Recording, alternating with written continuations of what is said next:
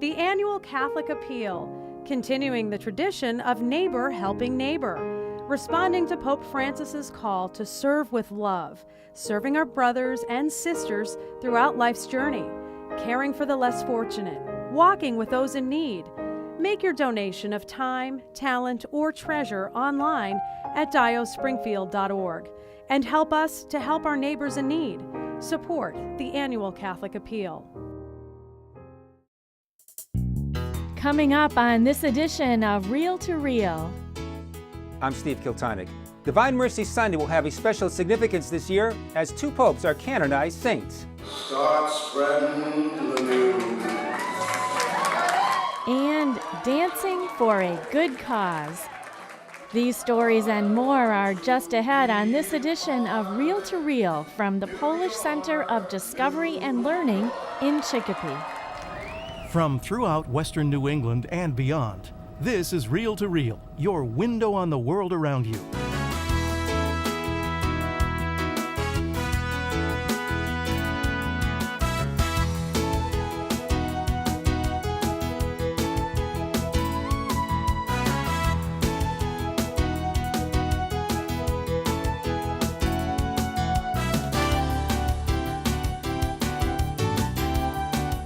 Here is your Real to Real host, Sharon Roulier. Hello and welcome again to Real as we come to you today from the Polish Center of Discovery and Learning at Elms College in Chicopee.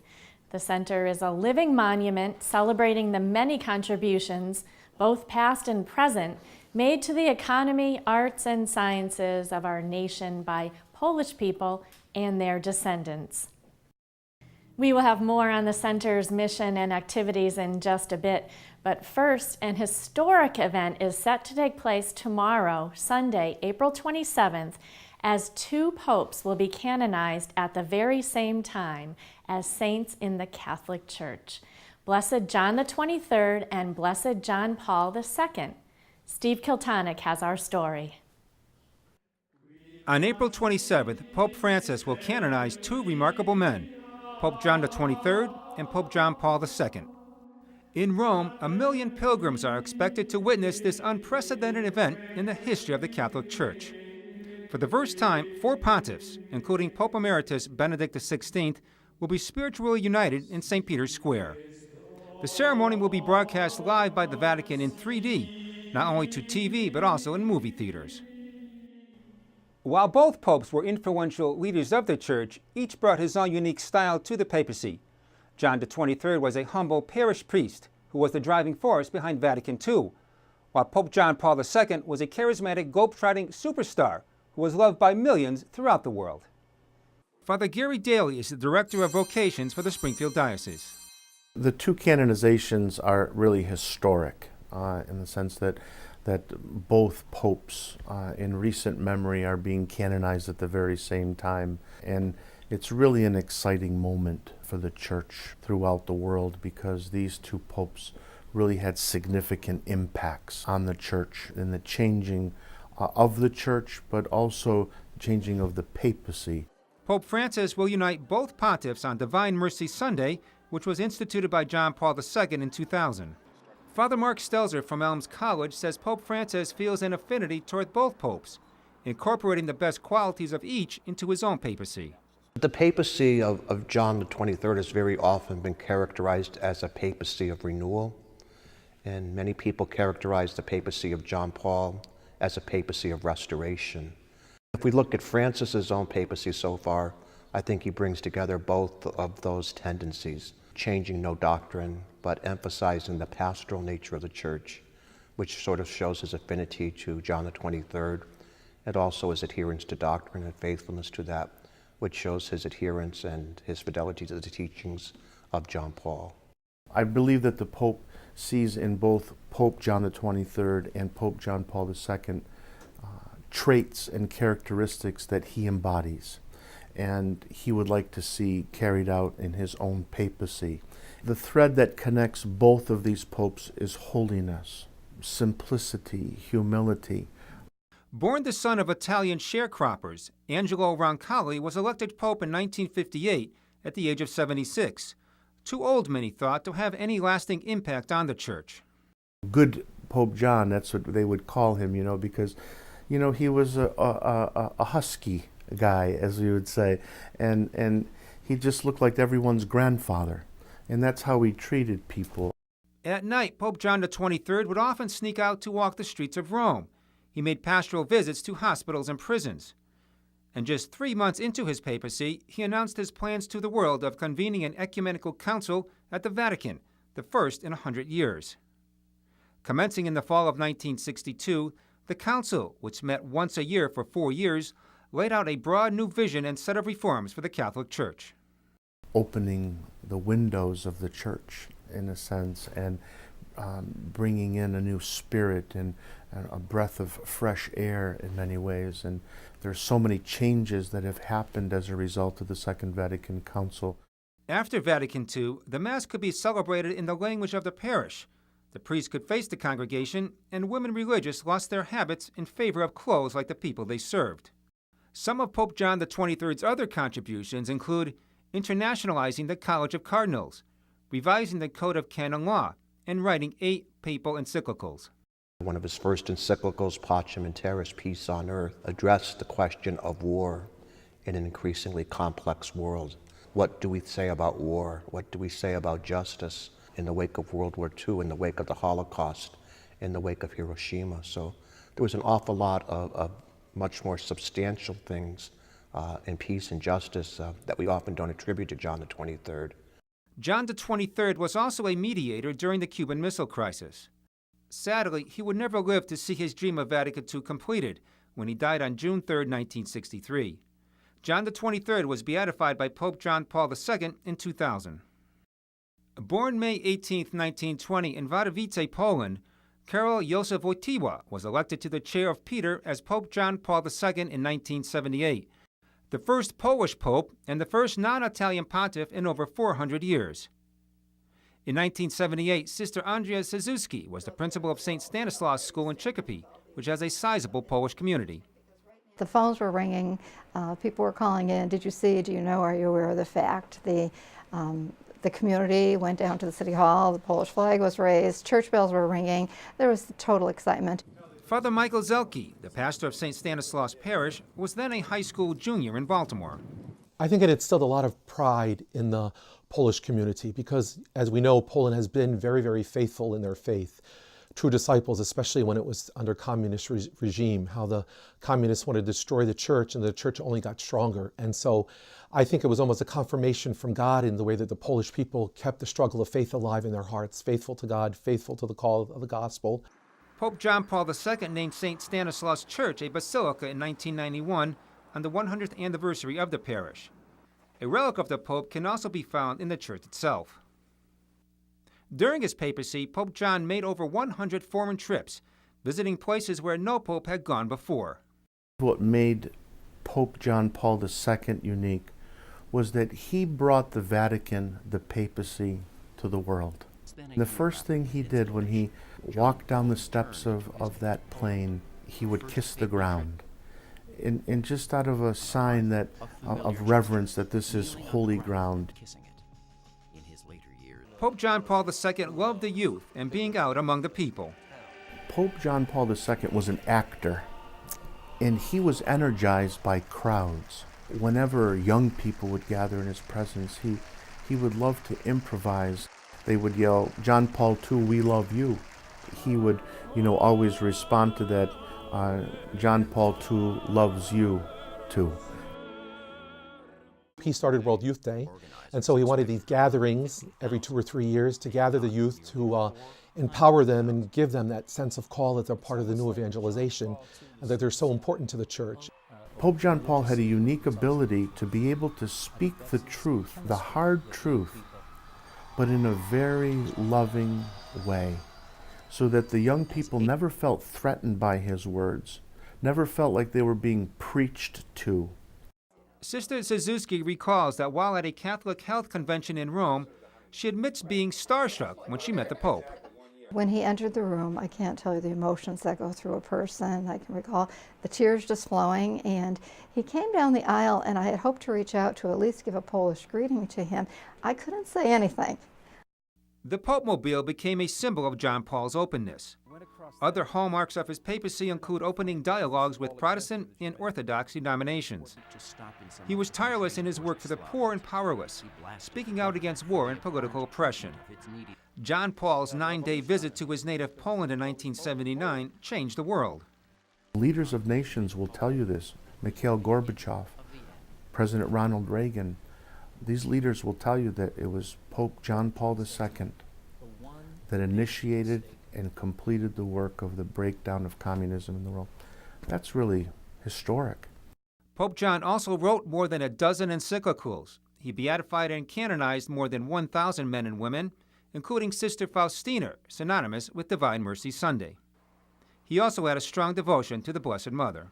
I had the occasion to meet him on a few occasions personally, and for me it was just the greatest moments of my life. I just treasure those moments and just the sanctity of the man. You knew you were in the presence of someone holy. There was never a doubt in my mind that one day he would be a saint. I just never knew that I would see it in my lifetime.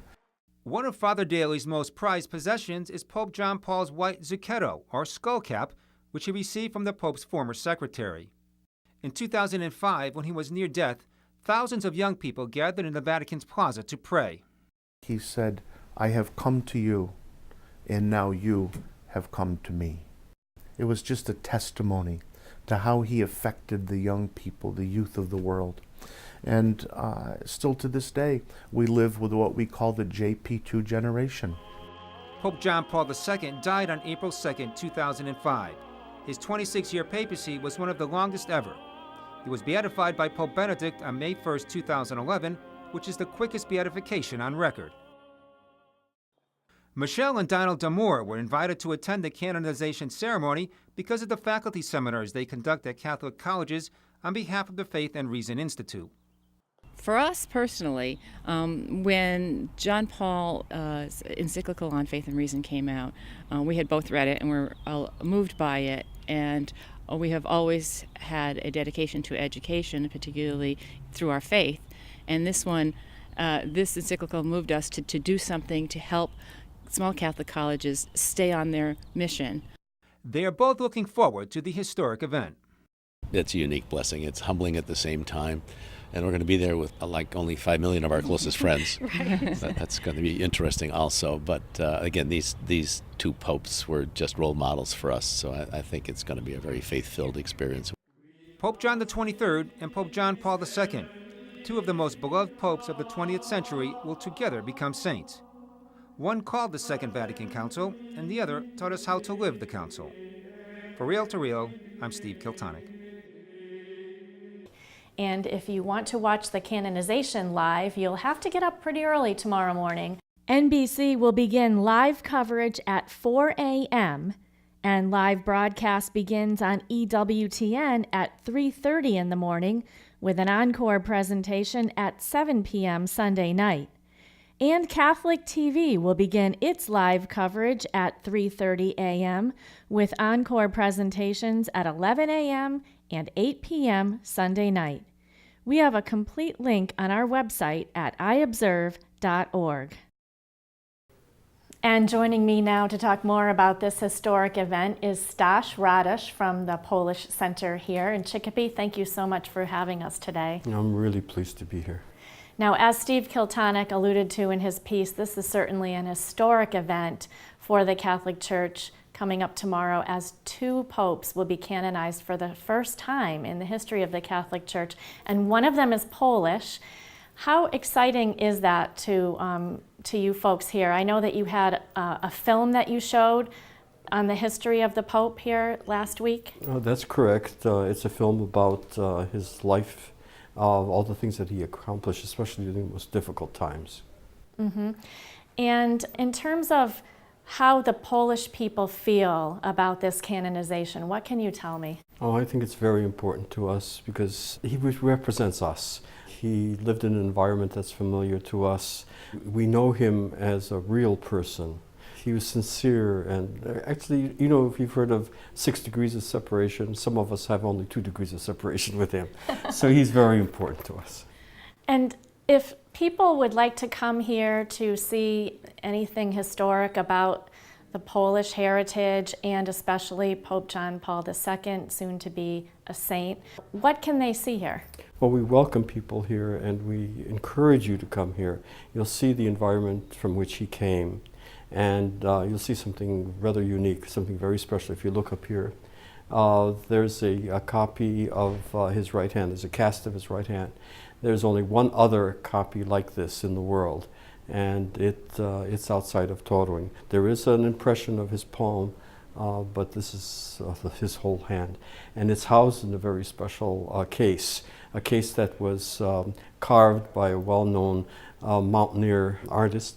And since he loved the mountains so much, we wanted to house his hand in something that represented the mountains.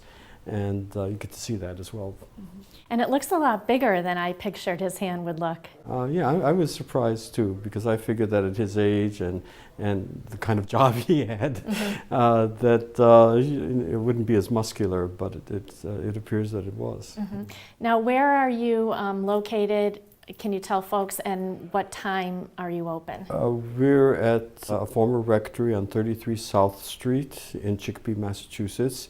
And we're open from 1 o'clock to 5 o'clock, Monday through Friday. If there are groups that would like to come, they can call us in advance, and we'll give them a special tour. A tour can take anywhere from an hour and a half to 2 hours, depending how interested you are. But we have a lot of galleries and wonderful exhibits. If you'd like to come on a Saturday and Sunday, you'll have to call us and see if we can make an appointment to find somebody to take you around. Okay, well, thank you so much for having us today, and best of luck to you here at the Polish Center. Thank you, I appreciate it. And if you would like more information on the Polish Center, you can find a link on our website at iobserve.org. And still to come on Reel to Reel.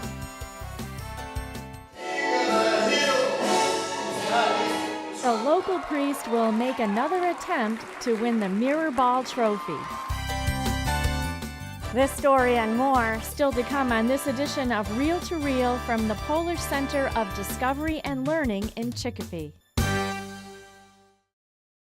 The Chalice of Salvation, your weekly spiritual connection. I'm Pastor's Brother Terrence Scanlon, your Chalice host, inviting you to take time out of your busy life to celebrate God's goodness with us this Sunday morning. This week we welcome Father Anthony Gremlick from the Divine Mercy Shrine in Stockbridge and celebrate the canonizations of Popes John the 23rd and John Paul II. The Chalice of Salvation, your spiritual connection, Sunday morning at 10, right here on 22 News. The annual Catholic Appeal, continuing the tradition of neighbor helping neighbor, responding to Pope Francis's call to serve with love, serving our brothers and sisters throughout life's journey, caring for the less fortunate, walking with those in need. Make your donation of time, talent, or treasure online at diocespringfield.org and help us to help our neighbors in need. Support the annual Catholic Appeal.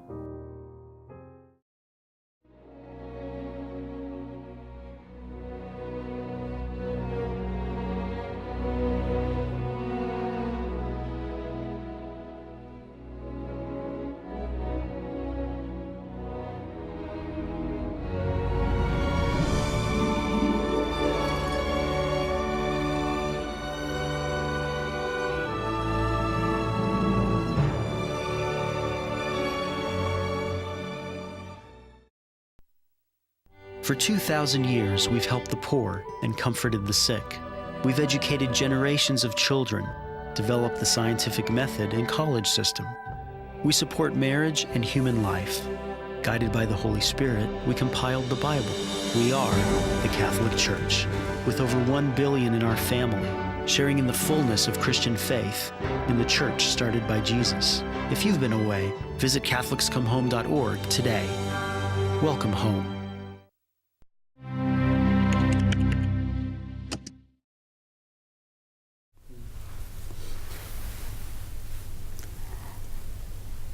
I wanted to go.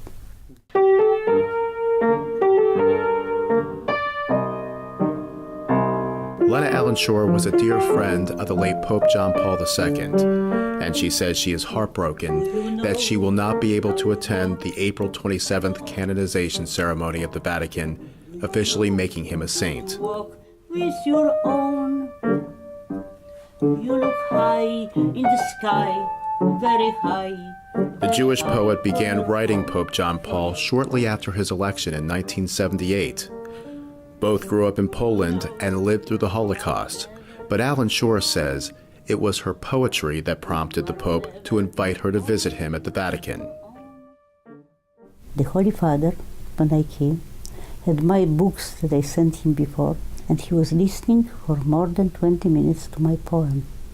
And after, I realized we touched each other. And since this time, every few months, I was in Rome. Many years ago,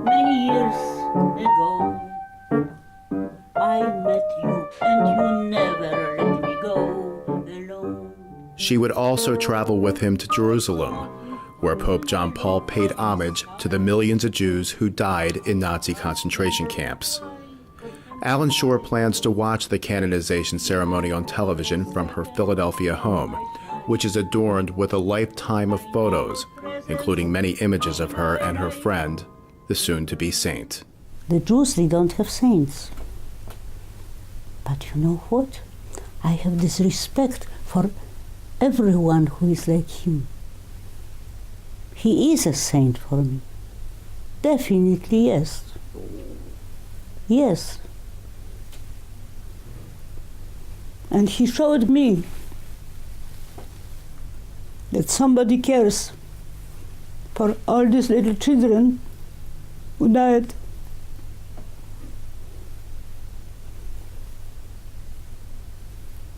Not only that he is a saint, I believe that he prays.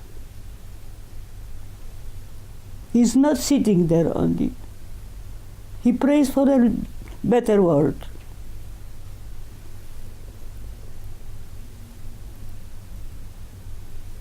And the fact that I see this, that I feel this in a certain way, continues my relationship with him.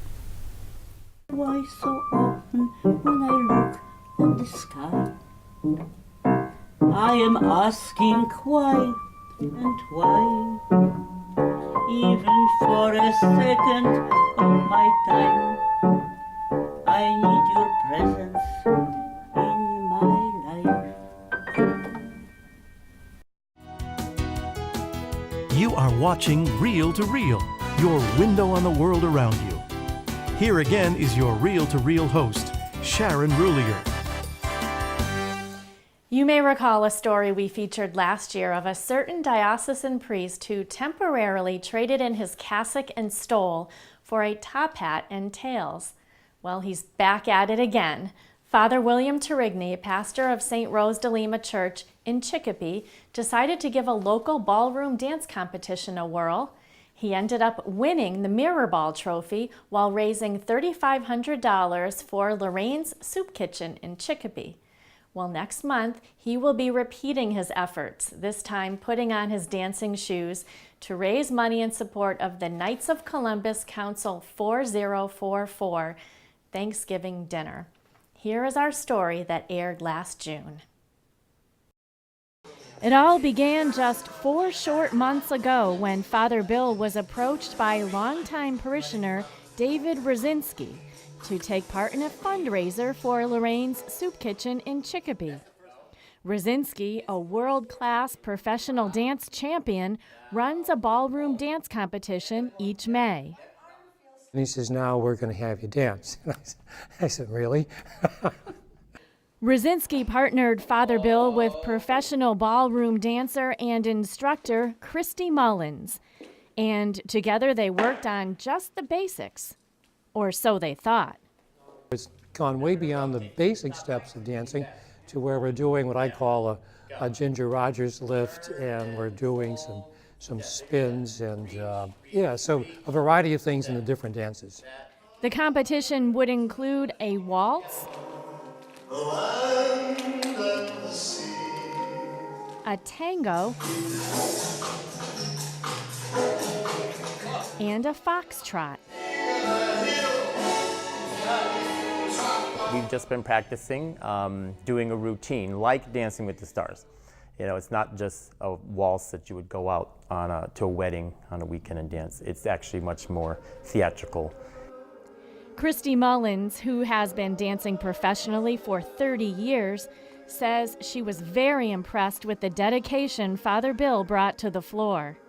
In terms of a student, I've never had anybody as dedicated and motivated to learn to dance as Father Bill, and probably the strongest man I've ever danced with, which is good because he has to pick me up.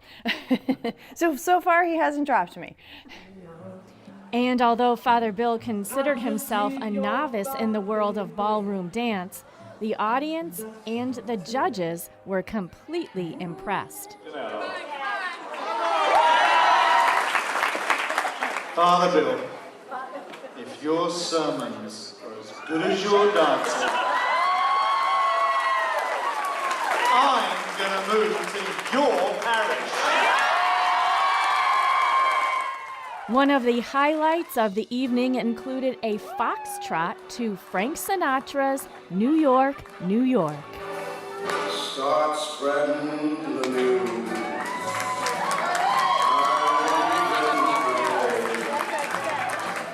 I want to be a part of it. New York, New York. And why not king of the hill?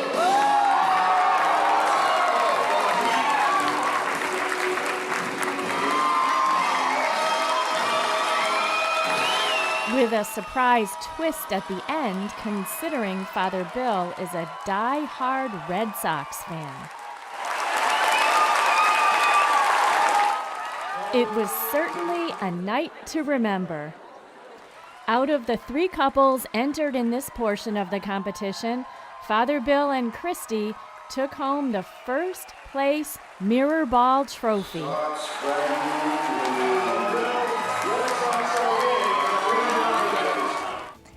And the Dancing a la carte fundraiser will take place on Friday evening, May 23rd at the Springfield Sheraton Hotel.